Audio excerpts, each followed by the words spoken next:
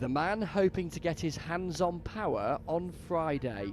But if he's dreaming of Downing Street, there are other stopping off points first. In a few moments we will be arriving at Beeston.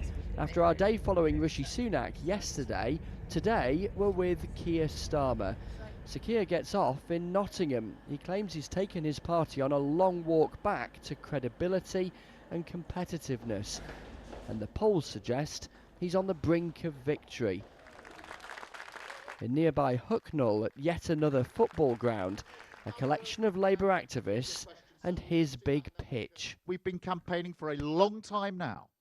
I'm yet to meet a single person that said to me, look here, everything's great. Please don't change anything. It's fine as it is. People want change, but change will only happen if you vote for it. Hello, I'm Keir.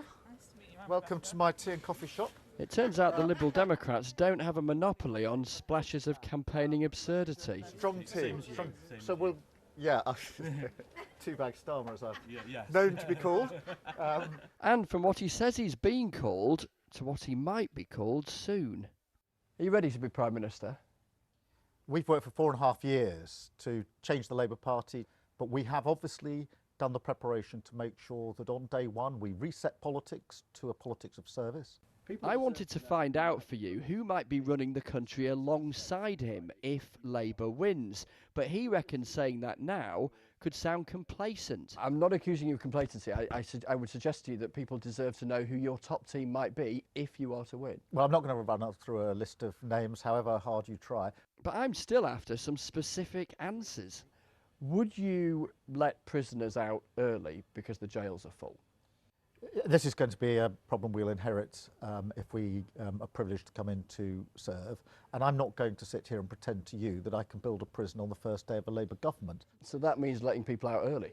In all likelihood, we will have to continue with that because it simply wouldn't be realistic. Will people pay income tax on the state pension under Labour?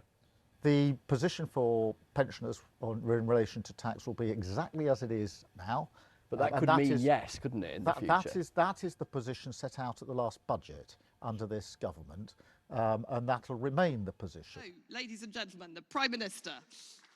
His rival, Rishi Sunak, has been in Oxfordshire with this warning about a Labour government. Don't sleepwalk into something that you haven't thought properly about. Think very hard about what it means for you and your family. And in spite of what all these polls say, every vote matters.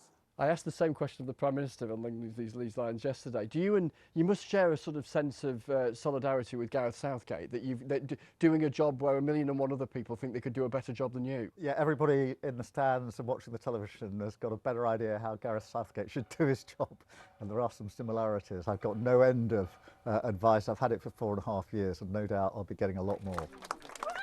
And he has more places to visit via a trip to Derbyshire. It was on here to Staffordshire. Just one more day of this ahead.